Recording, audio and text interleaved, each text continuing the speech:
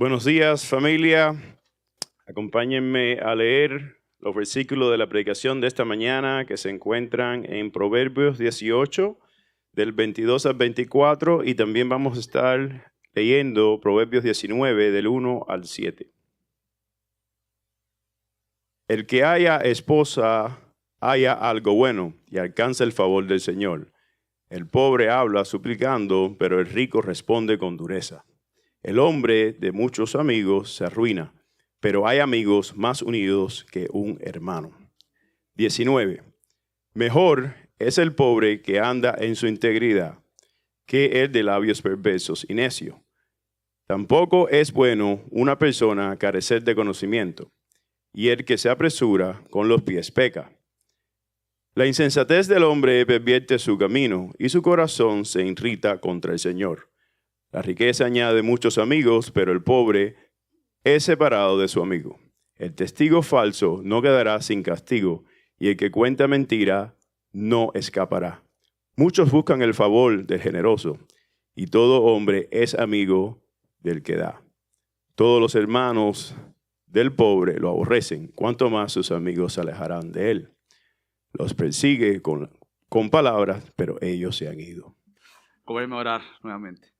Mi Dios, te damos tantas gracias por tu favor en esta mañana. Ya nos has visitado. Y mi Dios, te damos gracias por permitirnos cantarte como iglesia, como familia, como tu novia, mi Dios, que espera tu regreso pronto. Mi Dios, y ahora probamos en estos cánticos el adorarte a ti. ¿Cómo será la eternidad adorándote a ti, mi Dios? Nuestra mente, mi Dios, limitada no logra comprender lo que será pasar el resto de la eternidad adorándote, postrados ante ti, aprendiendo de ti, mi Dios. No merecemos una eternidad a tus pies. No merecemos, mi Dios, una eternidad adorando al único Dios verdadero por el resto de nuestros días sin haber un final, mi Dios. Y esa probada de la eternidad, mi Dios, nos da ahorita mismo una pequeña imagen de lo que haremos por el resto de la eternidad. Y mi Dios, precisamente ahorita venimos con corazones postrados ante ti. Ahora, mi Dios, nos doblegamos a tu palabra, no nos doblegamos a un hombre, nos doblegamos a ti, mi Dios, a Cristo que se hizo hombre. Y ahora, mi Dios, preparamos nuestro corazón para que por medio del Espíritu Santo tú vengas y sigas obrando en nosotros. Mi Dios, no permitas que en este tiempo de la prédica de tu palabra nuestra mente se distraiga con cosas vanas o aún con cosas buenas pero pasajeras y terrenales. Mi Dios, permítenos que nuestra mente ponga la mirada en este Dios glorioso para contemplarlo, para verlo y para ser cada vez más transformados por Él. Así que guíanos hoy, mi Dios, por favor, para tu gloria y el bien de esta congregación que ha venido fielmente a vivir lo que tú has dicho, que ninguno deje de congregarse. Así que Dios, te damos gracias en nombre de Cristo Jesús, oramos. Amén. Pueden tomar asiento los que todavía están de pie. Bueno, continuamos con Proverbios. Primero que todos los que nos visitan, qué bendición que estén acá. Estamos en una serie en el libro de los Proverbios. Ya vamos a cumplir, Dios mediante, 2 años. Así que es una de las maneras que nosotros usamos en Gracia sobre Gracia, es creemos en la predicación expositiva. Esto quiere decir que vamos libro por libro, capítulo por capítulo, versículo por versículo, y así de rápido yo hablo.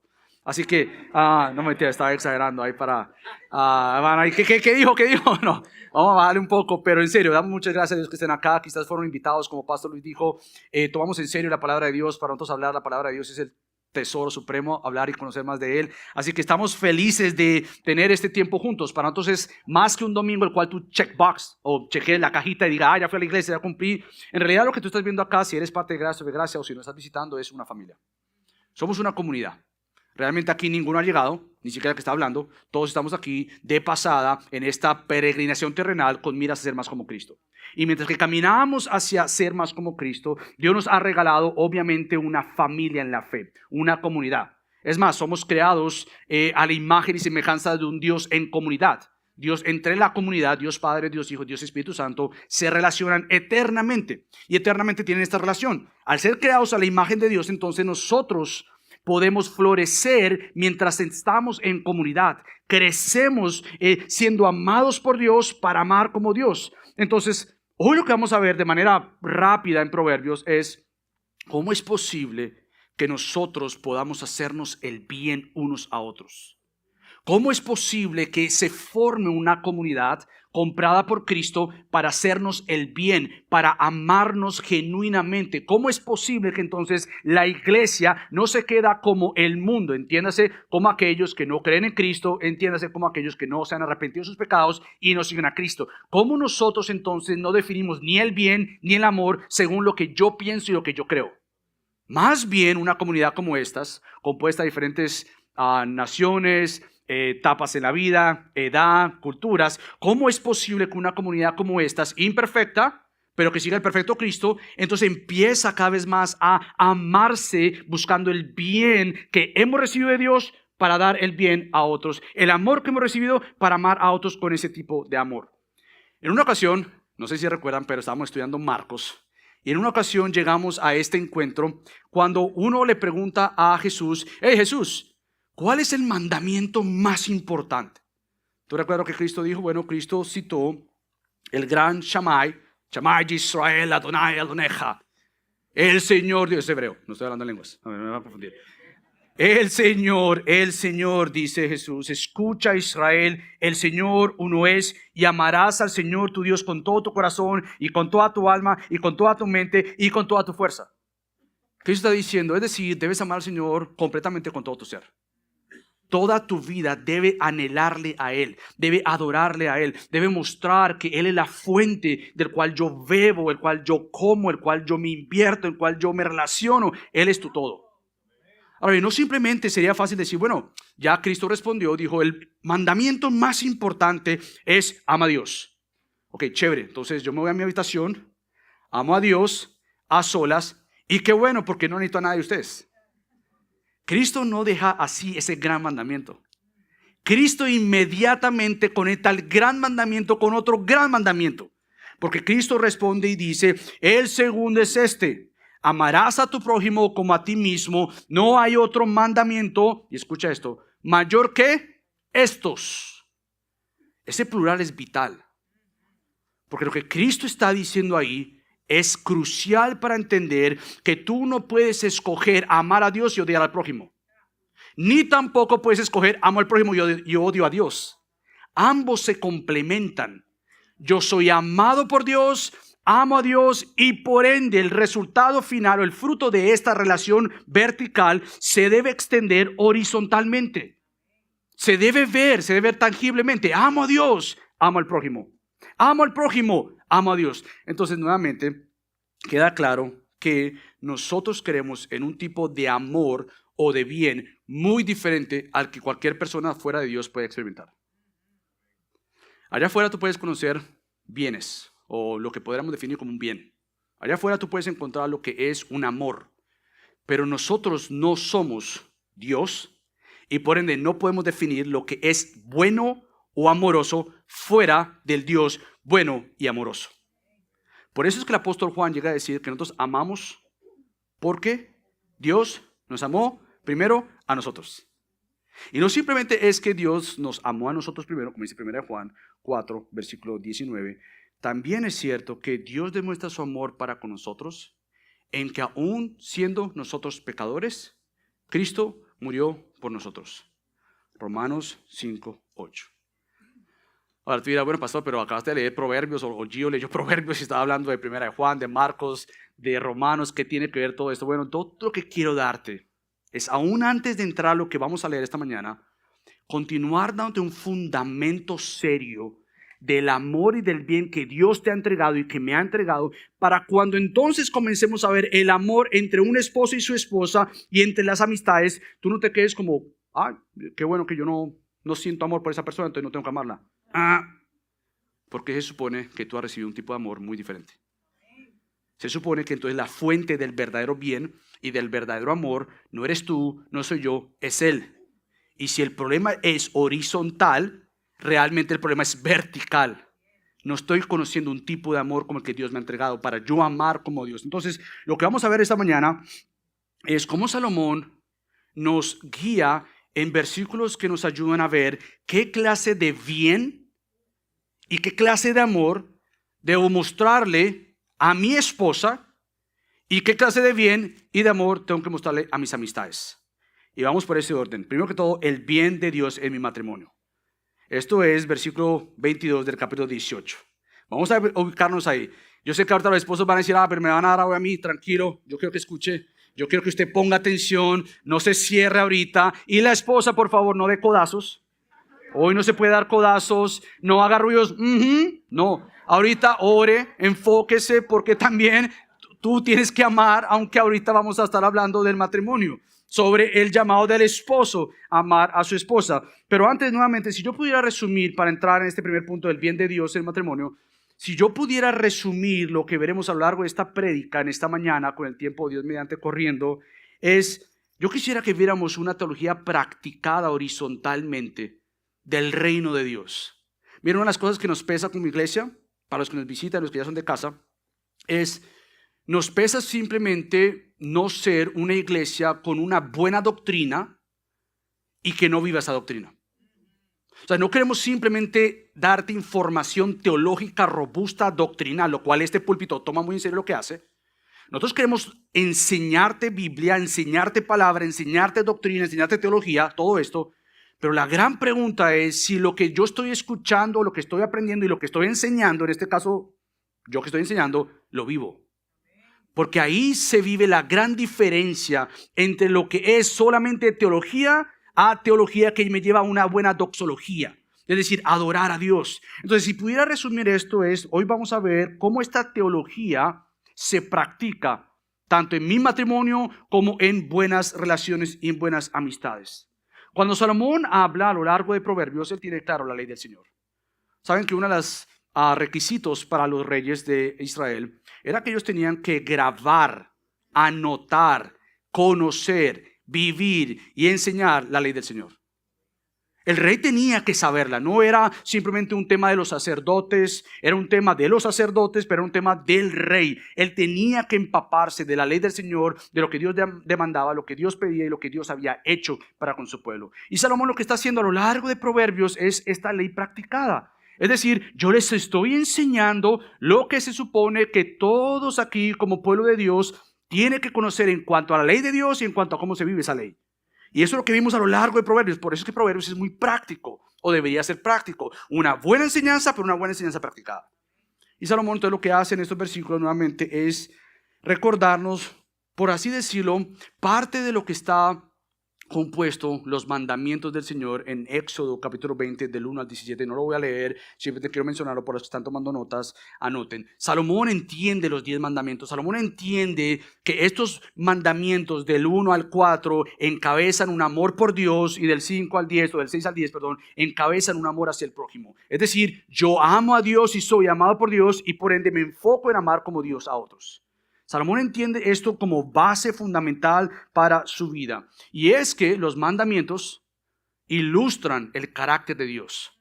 Los mandamientos no simplemente son para ver si lo puedes hacer, porque obviamente ninguno de nosotros podemos vivir perfectamente.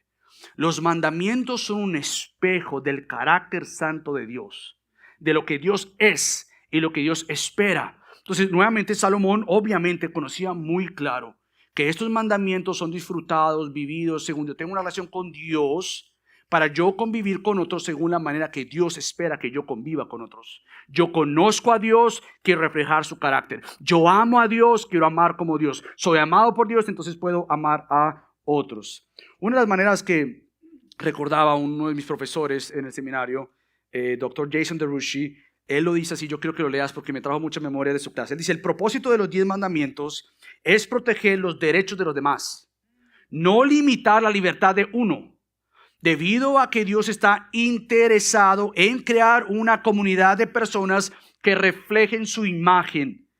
Esto es importante. Como pueblo de Dios, Israel debía amarse unos a otros al no matar, no cometer adulterio, no robar, etc. Así, los 10 mandamientos pueden describirse correctamente como una carta de los derechos de los demás. De la misma manera, los cristianos cumplen la ley al amarse unos a otros y de ese modo demuestran que son discípulos de Jesús. Obviamente, cuando vamos a entrar en estos versículos de amar a la esposa como amar al amigo o ser un buen amigo, yo no quiero que ninguno aquí piense y diga, ok, ¿cómo lo puedo hacer yo? ¿Cómo puedo cumplir esas buenas obras? Porque quiero decirte, has fallado y vas a fallar. Por ende, el mandamiento como tal no descansa en tus buenas obras o en tus malas obras. Más bien, el mandamiento lo que hace es que tú veas la gran necesidad de un gran Salvador, que vivió perfectamente la manera de Dios y amó perfectamente a la manera de Dios. Y este es Cristo. Cristo entonces es, como hemos dicho ya a lo largo de Proverbios, quien personifica, quien ilustra la sabiduría vivida en Proverbios. En todo capítulo tenemos que ver cómo es que Cristo es el sabio Cristo. Cómo es que Él amó a su esposa. Pastor, se acaba de equivocar. Él no tiene una esposa. Bueno, él se llama la iglesia. Y cuando vamos a entrar a Proverbios, en este versículo de amar a la esposa, todo, aunque no lo voy a mencionar, te lo digo ahorita mismo, ten en mente Efesios capítulo 5. Porque Cristo amó de tal manera a su iglesia que se entregó a sí mismo por ella para santificarla, para presentarla al Padre sin mancha, sin arruga ni cosa semejante. Él la amó. Por tanto, maridos, amen a sus esposas como Cristo amó a la iglesia. De igual manera, cuando hablamos de las amistades que vamos a mencionar, obviamente quien amó verdaderamente a los enemigos fue Cristo, que nos hizo sus amigos. Entonces, todo esto para recordarte que nosotros miramos a Cristo y reconocemos entonces lo que el apóstol Santiago dice: toda buena dádiva, todo don perfecto viene de lo alto, desciende del Padre de las luces, con el cual no hay cambio ni sombra de variación. Santiago 1:17. Ahora sí, tú dirás, pastor, ha pasado como 15 minutos y no hemos entrado en Proverbios 18, versículo 22. ¿Qué tiene que ver toda esta gran introducción en esta mañana? Bueno, nuevamente son el fundamento. Si yo enseño este versículo del amor hacia la mujer, y obviamente tú dices, pero ahí no dice nada de amor, pero aquel que haya esposa, haya algo bueno y alcanza el favor del Señor. Yo no quiero que tú te quedes con simplemente lo que tú piensas que es el matrimonio, lo que es una esposa. Yo creo que debes mirar a Dios. Y si Dios es el dador de todo y dice que al hallar esposa has hallado algo bueno y más que eso has hallado el favor del Señor, entonces ese regalo que tienes es muy importante. Esa bendición que tienes es vital y es clave y merece toda nuestra atención. Entonces, ¿cómo ves a tu esposa, querido hermano? Si de manera de introducción viste obviamente una foto grande del amor de Dios, de cómo Él ha mostrado, cómo Él cumplió en Cristo su propia ley, entonces yo te pregunto, si toda dádiva viene de lo alto y todo regalo viene de Dios y todo viene de Dios, te pregunto principalmente a los que están casados, y no se preocupen los que no están casados todavía, porque vamos a hablar del noviazgo más adelante, los que están casados ahorita, ¿cómo ves a tu esposa? Wow, muy bien. Eso es porque está en la primera fila y la esposa está al lado, pero bueno. Bella, bella, bella, amén. ¿Cómo ves a esa esposa que el Señor te ha entregado? ¿Sabes? La respuesta de cada hombre aquí debiera ser la misma respuesta de Salomón. Ella es algo bueno para mí. Tener una esposa no es meramente un accidente o una casualidad que se encontraron y se conocieron. No es tampoco solamente el ejercicio o la acción de dos personas que se conocen, se enamoran y por ende deciden casarse. El tener una esposa, según lo que Salomón dice, es la gracia de Dios. Él te la trajo, Él te la dio, querido hermano. Nosotros nuevamente en Gracia Verás estamos convencidos que Dios es el autor del matrimonio. Él te la trajo a ti. Él te la puso delante tuyo. Es un hacer de Dios. Y obviamente tú dirás, bueno, pastor, en ese momento de mi situación yo no puedo decir eso. Y yo puedo darte eso. Está bien. Como hombre quizás tú dices, mira pastor, yo sé que ahí dice que el que haya esposa haya algo bueno y alcanza el favor del Señor. Honestamente, pastor, le quiero decir una cosa. Yo no creo eso ahorita. O sea, yo sé que está ahí. Pero pastor, usted no conoce a mi esposa. Y está bien, yo no la conozco. Está bien, yo no la conozco. Pero resulta que no la tengo que conocer. Porque esa no es mi esposa, es tu esposa.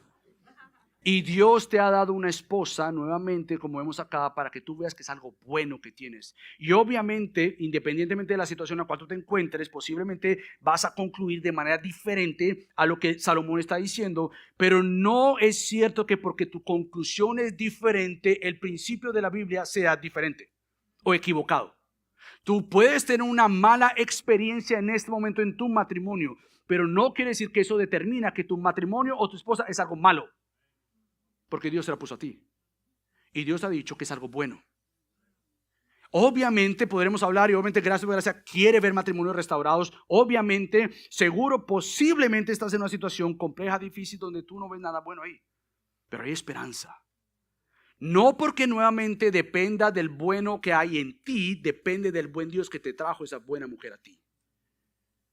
Y obviamente a lo largo de esta serie vamos a ver que las mujeres también tienen un rol importante, porque cuando lleguemos ahí mismo en el capítulo 19, dice el versículo 13, el hijo necio es ruina de su padre y gotera constante las contiendas de una esposa. Entonces vamos a llegar allá, queridas hermanas, tienen unas 2 semanas para orar y prepararse también. Así que mis hermanos, escuchen esto atentamente, no se preocupen, vamos a llegar allá. Pero independientemente de la situación en la cual tú te encuentras, queremos animarte que el diseño de Dios al traerte una esposa es bueno para ti. Has hallado un gran favor de parte del Señor. El resultado de haber hallado una esposa es que también has alcanzado el favor del Señor, la gracia del Señor. Entonces, se supone que todos nosotros como hombres, esposos que estamos casados y los que se van a casar algún día puedan decir esto crecientemente. Es decir, no es que llegaste y dijiste, sí, yo me acuerdo que Gaby y yo vamos a cumplir 16 años casados ahorita en mayo. De acuerdo que hace 16 años para mí Gaby era algo bueno. No, se supone que el matrimonio va en un creciente cada vez más y en sus luchas y dificultades, porque las hemos pasado, en las luchas y dificultades tú vas creciendo, madurando, siendo formado cada vez más a la imagen de este gran Dios, encontrando lo bueno en el matrimonio porque es su diseño bueno. Y entonces este creciente del matrimonio como esposo va creciendo. ¿Para qué? Para llegar a decir algo como esto: mi esposa fue enviada para mí. Y al verla, conocerla y casarme con ella, lo veo como el resultado de haber hallado algo bueno de parte de Dios que me muestra la gracia de Dios.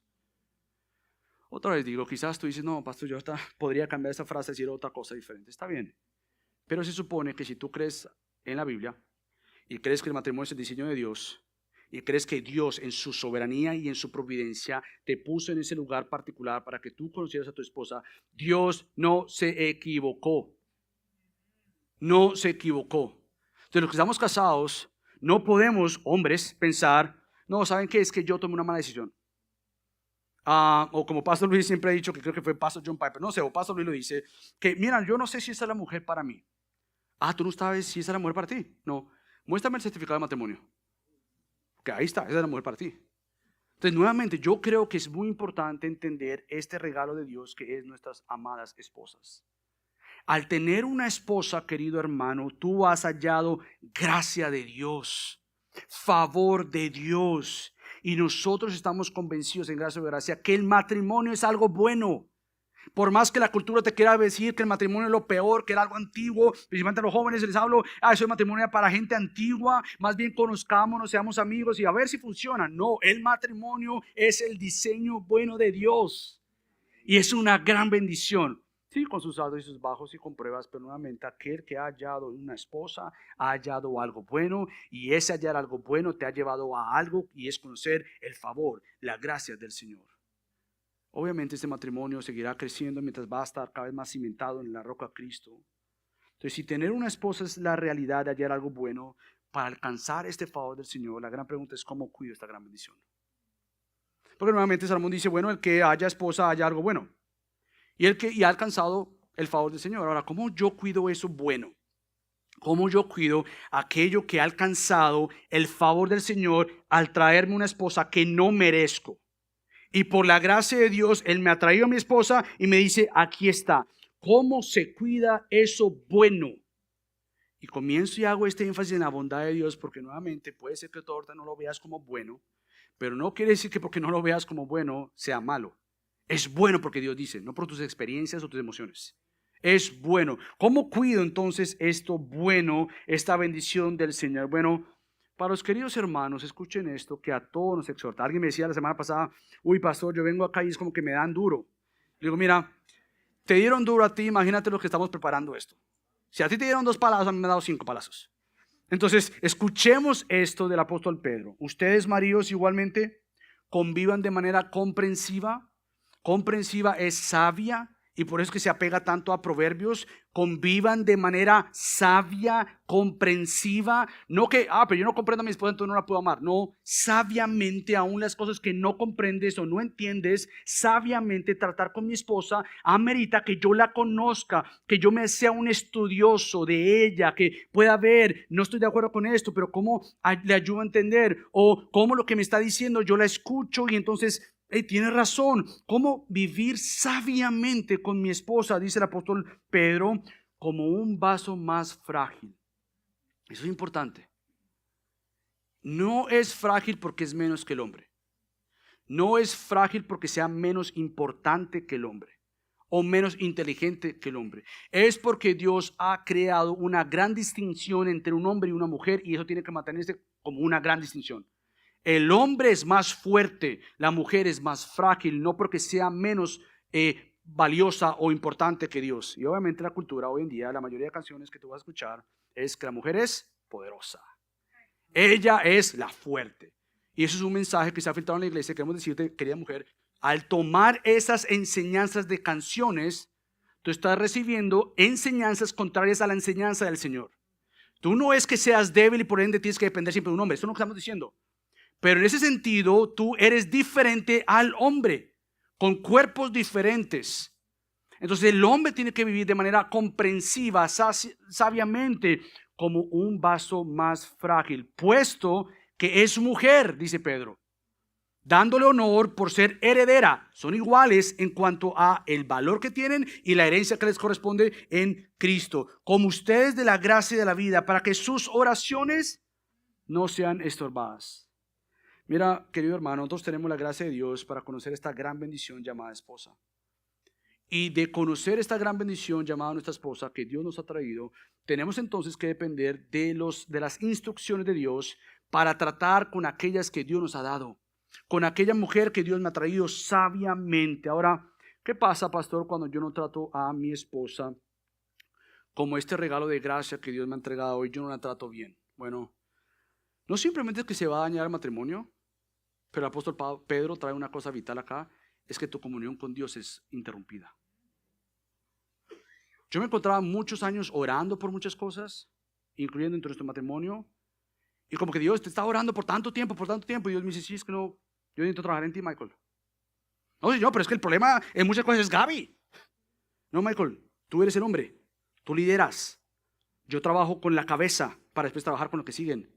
Entonces nuevamente el matrimonio, yo me veo muchas veces, si no trato bien a mi esposa con amor, con delicadeza, sabiamente. No es delicadeza en que no le puedo decir que está mal porque se va a poner triste. No, eso no es delicadeza. Es obviamente cómo le voy a decir la verdad en amor. Es buscar el tiempo, el momento, la oración, el consejo sabio, el escuchar, prestar atención para hallar entonces el momento, la oportunidad, la manera de decir lo que tengo que decir. El ser bueno con mi esposa no es yo ser pasivo. Es decir, no, bueno, que lo que ella diga yo lo hago. Eso no es bueno. Querido hermano, estás faltando a tu liderazgo que Dios te ha entregado en ese hogar. Ser esposo no simplemente sobar la espada en el sentido de que sí, tú tienes razón, pobrecita, todo el tiempo. Es más bien liderarla con compasión, con ternura, con amor, con misericordia, escuchar atentamente. Y una de las cosas que me carga mucho es que nosotros tenemos que ser hombres serviciales en nuestros hogares.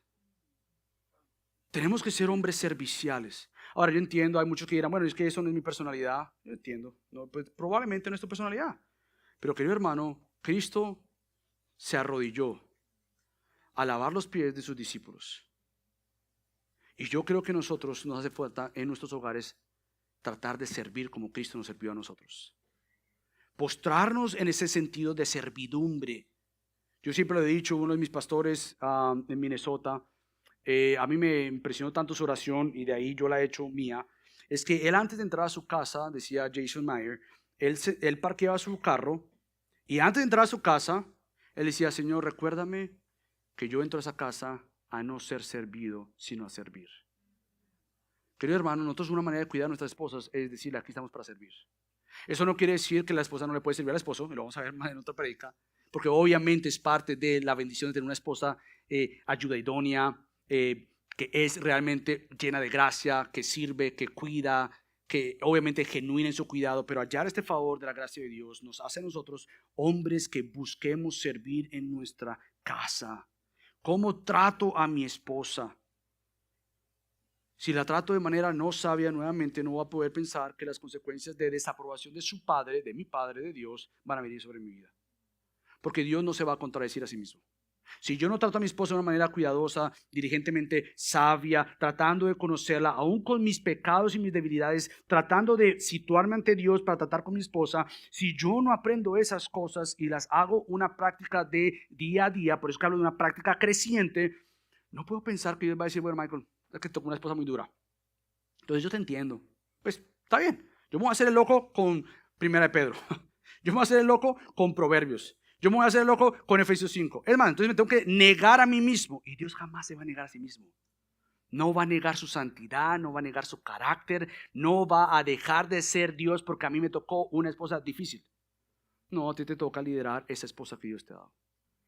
Y de manera servicial, de manera de amarla, de conocerla. Entonces, es muy importante que nosotros como hombres aprendamos a cuidar aquello bueno que viene de Dios, para hallar el favor de Dios y entonces diligentemente buscar oportunidades para yo nuevamente cuidarla espiritualmente. El cuidado espiritual de nuestras esposas no recae en los pastores de esta iglesia. Es parte de, pero tú eres responsable de cuidar tu hogar. Tú eres responsable como esposo, como pastor, como cabeza de hogar, tomar el tiempo de aprender sabiamente. Querido hermano, aquí está todo. Y tú y yo tenemos que poner nuestras narices, nuestros ojos en el libro, nuestra cara, para pedirle a Dios, Dios, revélame tu carácter, porque al carácter que tú tienes, yo quiero ser más como Él, para entonces vivir como tú. ¿Cómo trato a mi esposa en el crecimiento espiritual? Yo recuerdo que Pastor Luis siempre me ha dicho a mí, me lo dice todavía, Michael, recuerda que la Gaby que Dios te entregó, tú vas a tener que presentarla mucho mejor como Él te la entregó a ti. Y eso, querido hermano, es un peso serio sobre tus hombros. Y sobre mis hombros. Saber que Dios me va a decir, bueno, Dios, es que mira a Gaby. Ok, yo sé quién es Gaby. Yo estaba orando con ella, está bien. Entonces tú me la entregaste así a tal edad y entonces ahí está igual o peor. Dios me dice, no, ven para acá. Yo te hice un líder, te la di por gracia, que tú no la mereces, querido Michael. Tú hallaste favor mío y te di a tu esposa. Por ende, tú tienes todos los recursos en mí, en Dios, para tú amarla como Dios y aprender. Ahora, yo sé que esto es difícil, sé que esto requiere disciplina. Esto requiere literalmente que tú mueras a ti. Por ende, toma tu cruz, sigue a Cristo, a liderar a tu esposa. Al amarla, al cuidarla, porque has hallado gracia. No simplemente has hallado gracia para dártela, hallas gracia diariamente para cuidar lo que Dios te ha dado. Esa gracia que te la trajo es la misma gracia que te sostiene para con gracia cuidar y respetar y amar a tu esposa. Por ende, no es que Dios te dijo, has hallado gracia, Michael, ahí está Gaby, y ahora, yo no sé. Es una gracia que me acompaña con el regalo que yo tengo al tener a mi esposa. Esa gracia continuamente me ayuda, me reargulle, me confronta, me humilla para que entonces yo pueda liderar de la manera que Dios quiere que yo lidere a mi esposa. Y querido hermano, es posible. Pastor, es fácil para usted porque usted ya dijo, no, mi hermano, oren por mí. Yo no he llegado. O si no, preguntar a mi esposa, yo no he llegado, yo tengo que seguir creciendo, mis hermanos. Y una de las cosas más importantes de hombres es reconocer que no hemos llegado. Y es reconocer que tenemos que seguir aprendiendo. Y es reconocer que nunca soy más que otro porque mi estándar no es el otro. Mi estándar es Cristo. Entonces, cada vez que yo piense, yo soy mejor porque llegué, ¿en serio te vas a comparar con otro? Compárate con Cristo. Y ahí te vas a dar cuenta cuánto te falta para que estés creciendo. Bueno, con esto en mente, quizás algunos que están acá me dicen, bueno, el pastor ha hablado de los esposos, como dice ahí, ¿qué de mí que no estoy casado? Bueno, yo creo que es serio y me encantan los jóvenes los sábados que están acá, me encanta verlos a ustedes aprendiendo, conociendo la palabra de Dios, porque es muy importante que ustedes tengan fundamento bíblico para sus vidas. es muy importante que ustedes entiendan que si ahorita andan de novios con una muchacha, tú tomes en serio lo que estás haciendo.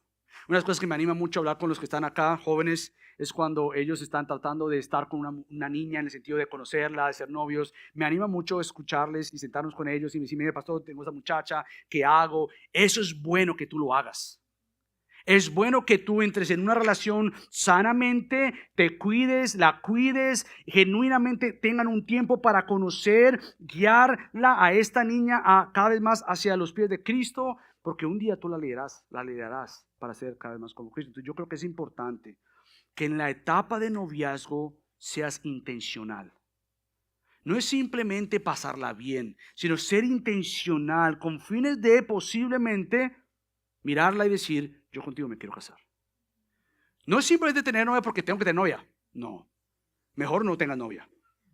Ten una novia en el momento en que tú digas posiblemente, no que con ella me voy a casar, pero estar con la certeza de que si yo entro en una relación de noviazgo es porque tarde o temprano yo tengo que tomar una decisión. ¿Me caso con ella o no me caso con ella? Entonces el noviazgo, en vez de ser algo simplemente de los jóvenes, ay, déjenlos que sean novicitos, no, porque se van a afectar mucho su corazón, créanme.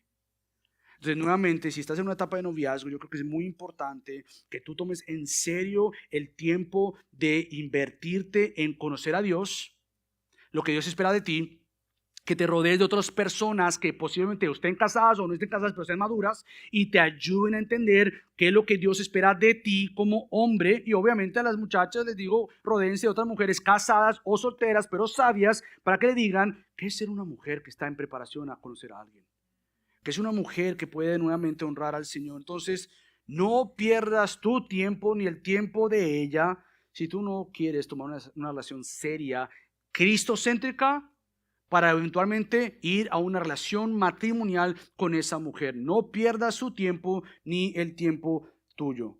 Más bien, no te distraigas con las maripositas en tu corazón, en tu estómago. Más bien es un tiempo de orar, de pedir consejo y de conocerse. Salomón precisamente hago este énfasis, ¿sabes por qué? Porque como lo hemos dicho a lo largo de Proverbios, Salomón está escribiendo a su hijo. Y lo que los teólogos han llegado a concluir es que Proverbios está hablándole a una generación de jóvenes en college. Salomón escribe Proverbios con su hijo en mente y como posiblemente muchachos que están saliendo del high school y están en college. Son jóvenes adultos. Y Salomón escribe esto y me llama tanto la atención porque a lo largo de Proverbios hemos visto que Salomón le dice a los jóvenes o a su hijo, no te distraigas con la mujer que no sirve. Guárdate de su lengua que te quiere seducir, pero al final te quiere matar. Cuídate de la mujer ajena. Es decir, Salomón está diciendo, mi hermano o hijo, sé sabio en cómo esperar una mujer que sea una mujer agraciada, virtuosa, piadosa, que te ayude cada vez más en el rol el cual Dios te ha dado a ti como hombre, a liderar. Esta ayuda compañera, esta socia que te va a guiar en el sentido de que te va a ayudar para que tú la guíes conforme el principio de Dios. Entonces Salomón está tratando de exhortar a los jóvenes. Pídele a Dios que te haga un hombre cada vez más con el carácter de Cristo, para cuando si Dios lo permite y te trae una mujer, tú estés listo para esa mujer. Entonces, queridos jóvenes, oren. No simplemente ora, Señor, tráeme a la sierva. Por favor, Señor, me estoy quemando. Ay, papá, como dicen por ahí. Yo quiero que tú ores más bien y digas, Señor, mira, ¿sabes qué? Eso se trata de un tema de carácter.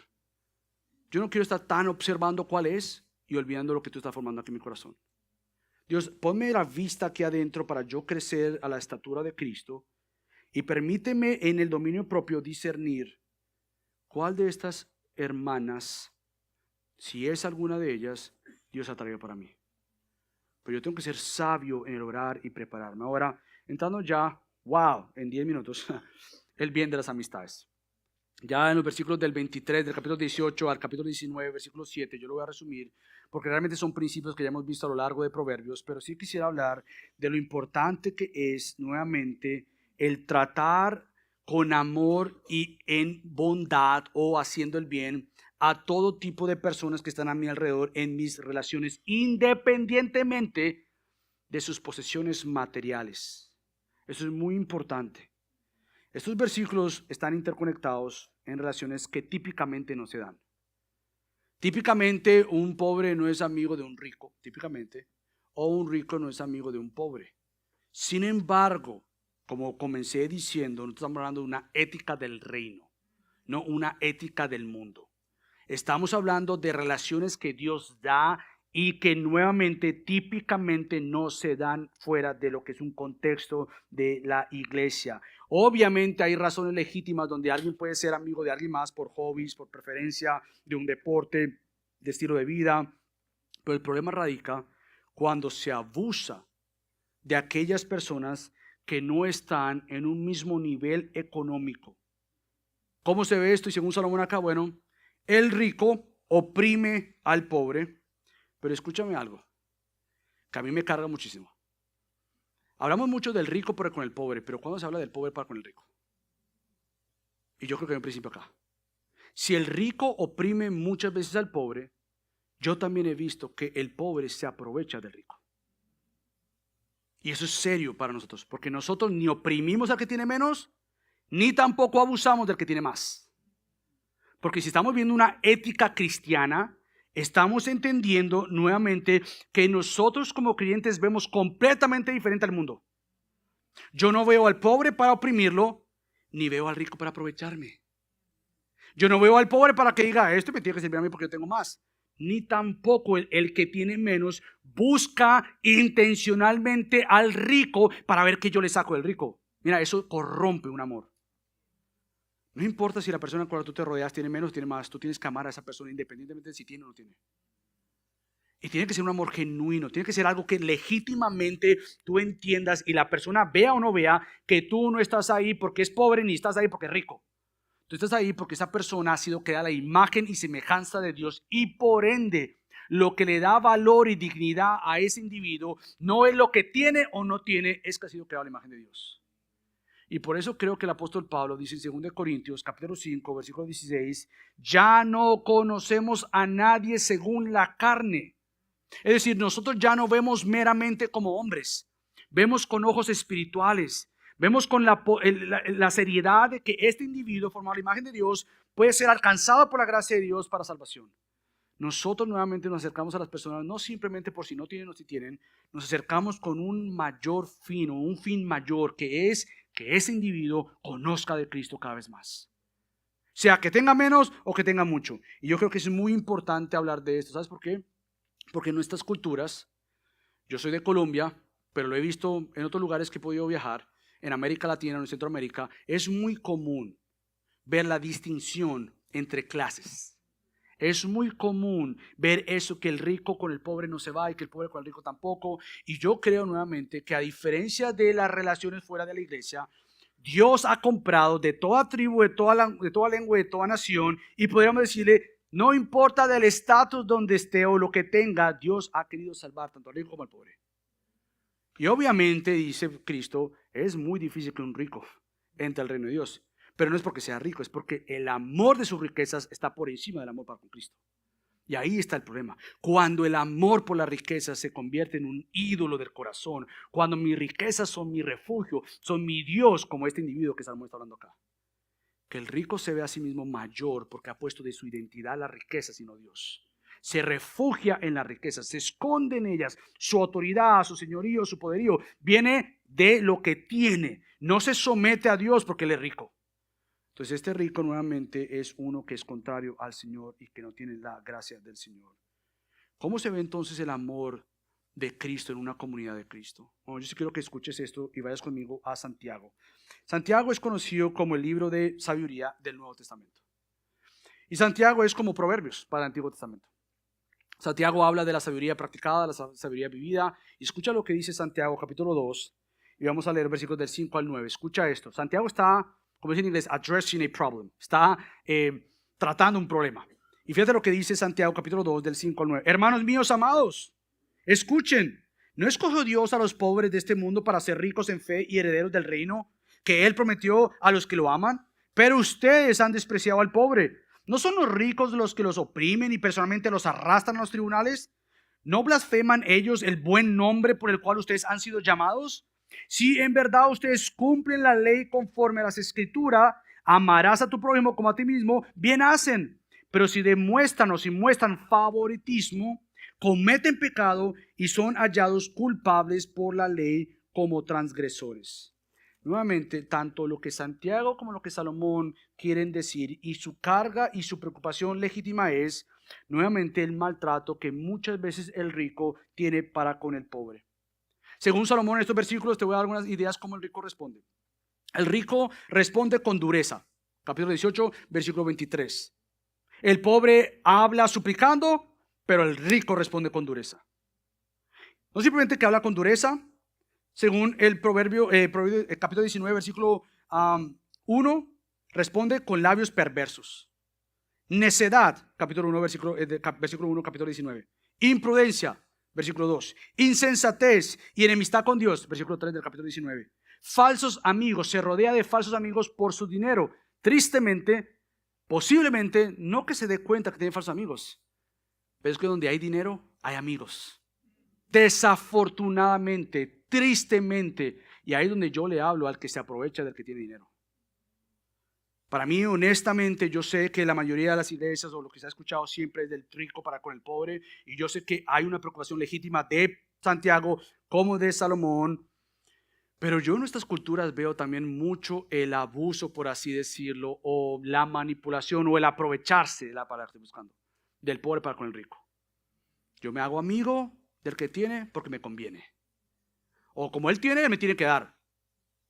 Y si ese hombre se ha esforzado, ha trabajado, ha hecho lo que ha hecho y ha logrado tener lo que ha hecho por su esfuerzo, entonces yo como pobre me voy a aprovechar del que ha trabajado intencionalmente. No. Entonces yo creo que hay un abuso de ambas partes. Sí, el rico se aprovecha o abusa del pobre, pero el pobre también muchas veces. Entonces en Latinoamérica hay este tipo de enseñanzas de la teología de la liberación o liberalismo. También hay nuevamente marxismo, donde el problema nuestro es los estatus o las clases sociales. Ese no es el problema. El problema sigue siendo el problema del corazón. Que el rico se aprovecha del pobre y el pobre se aprovecha del rico. O por lo menos vive a constas o simplemente tú eres rico, pues dame tú. ¿Y por qué eso? En la iglesia de Cristo no tiene que pasar tal cosa, porque precisamente a nosotros no nos ha unido un estatus, no nos ha unido un apellido, no nos ha unido cuánto hay en tu banco o en mi banco. Lo que nos ha unido a la iglesia de Cristo es el evangelio de Cristo.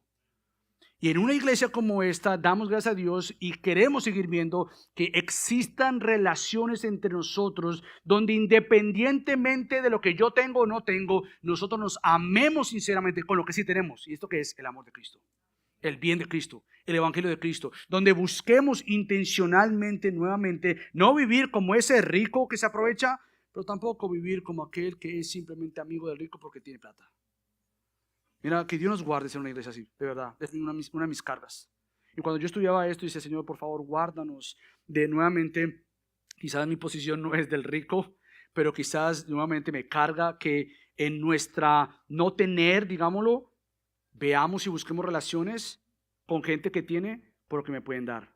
Mira, yo de verdad creo que esto es tan malo como el rico que abusa del pobre. Entonces queremos seguir viendo una comunidad entre nosotros que no haga lo que este rico hace, que tampoco sea aquel que se apresura con los pies y peca, es decir, y cae, tanto el rico como pobre. No queremos nuevamente ser de aquel hombre de muchos amigos con ruinas, más bien queremos ser ese tipo de amigo que es más cercano que un hermano, porque no estamos detrás de lo que me puede dar, estoy detrás de su propio corazón. Que se formen amistades entre nosotros como precisamente las hubo con Jonatán y David. Que Jonatán, se dice de Jonatán que amó tanto a David que su alma quedó ligada al alma de David y Jonatán lo amó como a sí mismo. 1 Samuel capítulo 18 versículo 1.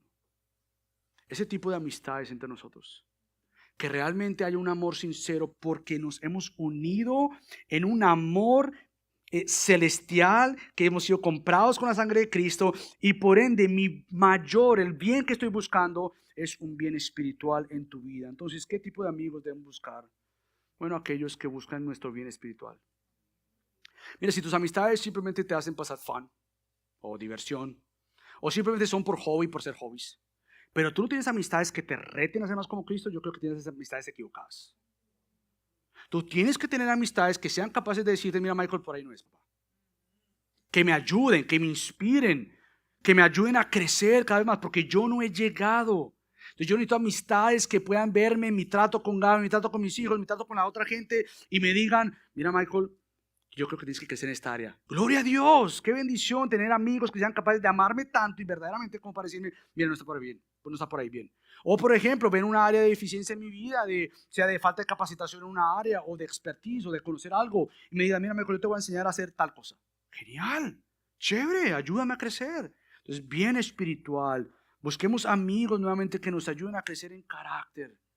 Aquellos amigos que no simplemente tú puedas rendir cuentas, pero que te ayuden a crecer en lo que tú estás rindiendo.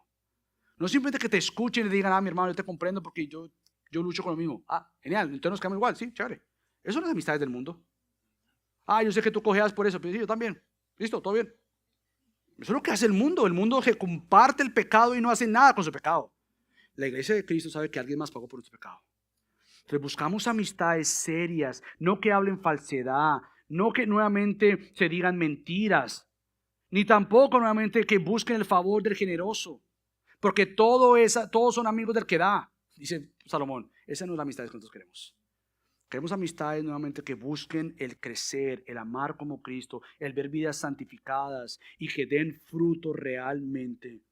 Que seamos rápidos nuevamente para correr de toda falsedad, rápidos para no ser rápidos para pecar, como dice Salomón, y rápidos para amar desinteresadamente. Eso es lo que Salomón está insistiendo a lo largo de esto. Salomón ha dicho a su hijo nuevamente, no seas amigo de los que simplemente procuran dinero rápido. No seas amigo de los que están buscando cómo matar a alguien más. No seas amigo del que abusa de otros. Está bien, entonces, ¿qué tipo de amigo tengo que ser? Uno que nuevamente ame como Dios y sea cada vez más como Dios. Guardar nuevamente de simplemente tener relaciones o amistades por tener relaciones o amistades. Nosotros somos la iglesia comprada por Cristo y tenemos que saber que en esta iglesia tenemos diferentes personas de diferentes culturas, naciones o estatus social o material o lo que sea, pero no es eso lo que nos ha unido. Nos ha unido el evangelio de Cristo. Los romanos, con esto termino, tenían un proverbio entre ellos y entre ellos decían, donde hay amigos, hay riqueza. ¿Sabes? Yo oro, y con eso concluyo, que mi oración sería que en gracia por gracia nosotros dijéramos, donde hay amigos, hay la gracia de Dios. No el dinero. Donde hay amigos, hay la gracia de Dios, porque el tener amigos es una evidencia de la gracia de Dios. Así como tener una esposa es allá el favor de Dios, tener verdaderos amigos es allá la gracia de Dios. Aquellos que están contigo en los buenos momentos como en los malos momentos. En aquellos que te van a decir que bien estás haciendo un trabajo, como también aquellos que te van a decir no estás haciendo un buen trabajo en esto. Amigos genuinos, llenos de gracia, jóvenes, qué bendición verlos acá. Aprendiendo genuinamente a ser amigos, no como el mundo promueve ser amigos, pero más bien como Dios dice que seamos amigos. Cristo dice, este es mi mandamiento, que se amen los unos a los otros, así como yo los he amado.